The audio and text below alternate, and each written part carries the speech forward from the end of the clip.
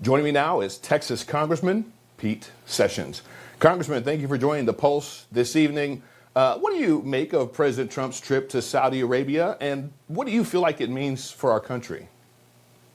David, it's utterly stunning. The President of the United States, the great Donald J. Trump, not only has moved around the United States in ways that would make America stronger, but also developing friendships, strong relationships with Saudi Arabia on an economic basis. We are capitalists, and they want our security, and they want to be partners with us.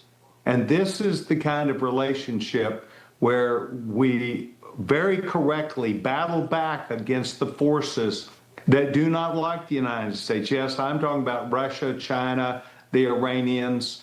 And if we solidify these deals, which is what the president wants to do, we form longer-term relationships that will help our children and our grandchildren. It is going to be a golden age for America. Yeah, I believe it. I see it as well. You know, the president is on a huge winning streak. Yesterday, he also struck a deal with China that lowers their tariffs on us while raising our tariffs on them. What effect do you think that will have in the coming months, years, or even decades? Well, I think probably the greatest part of this is the discussion that the president, I'm sure, had that would not be public, and that is about intellectual property, about rule of law, and about respecting America. And I know that the Chinese have outsourced a lot of their fentanyl issue to Mexico, and that has to be taken on next. But I believe that it forms a talking relationship with China where they will see that if they want themselves to have a brighter, better future, then it will be done through rule of law, what might be as commonly called most favored nation status. And this status means that you respect each other, you play by the rules, and that you meet in the marketplace and respect not only each other's relationship, but how you're going to handle each other in an economic world. And I think that's what Donald Trump clearly could get out of this, is a better relationship, not just with China, but to have them change the things that they've been doing the last 25 years. Yeah, and that's going to equate to a lot of things booming in America. You know, President Trump is now asking House Republicans like yourself to pass his one big, beautiful bill that includes tax cuts, a new debt limit, and more. What do you like best about that bill, and what do you think? Do you think that there's enough Republican support for it to become law?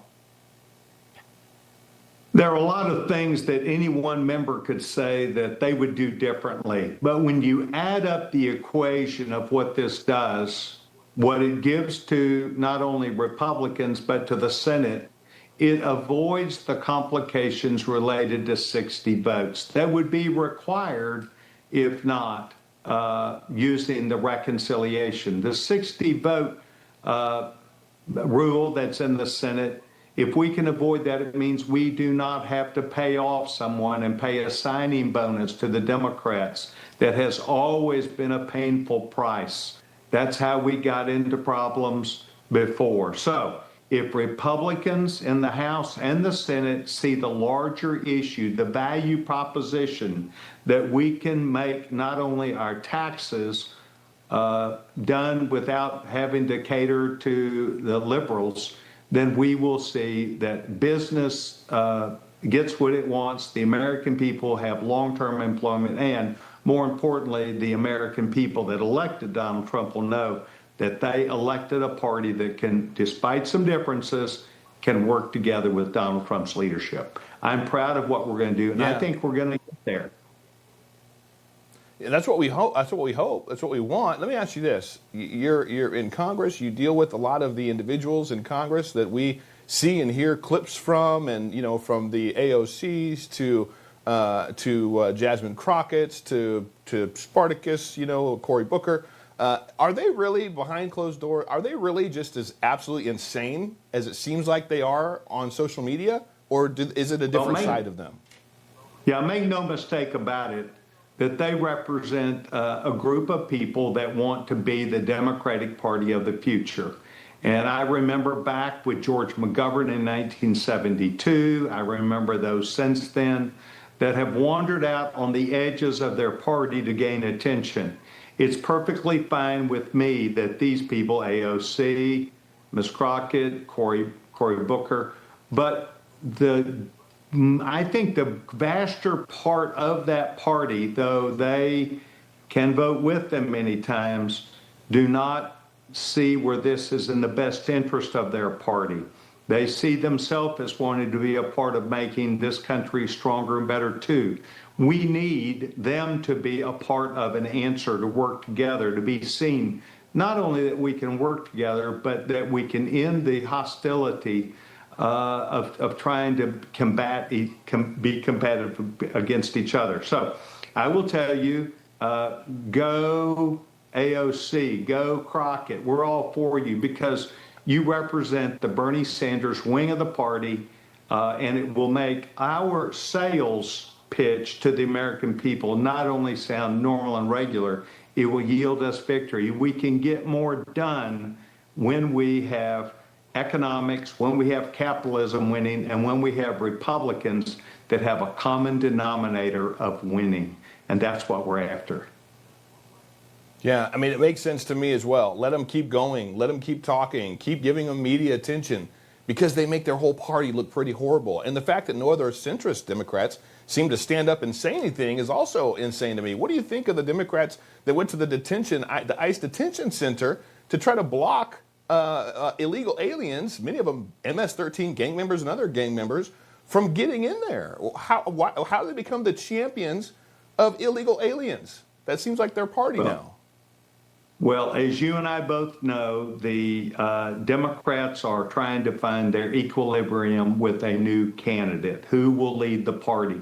And the bottom line is that I believe the officers that were in place handled this properly. They respected them as elected officials. But when it was time to go, it was time to go. And if they chose not to go, then they would have violated the law. So what do I think about it?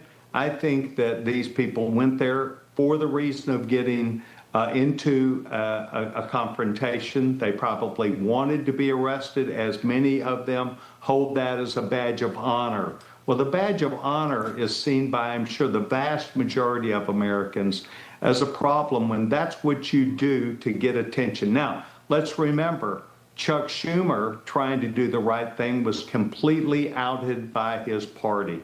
And they have put him in a very bad position. But that also tells us, once again, about the Democratic Party. They are radicals. They're radical to the core. And the people who stand up and tout all these bad things about President Trump, they have failed to remember, for instance, in my district, when all the Democrats are now calling for, we want a town hall meeting, and I said, I couldn't have even paid you the past 4 years to come to a town hall meeting when President Biden was in office.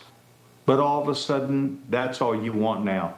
It's a political game that has always gone on, but Donald Trump is making Republicans and the American people the winners.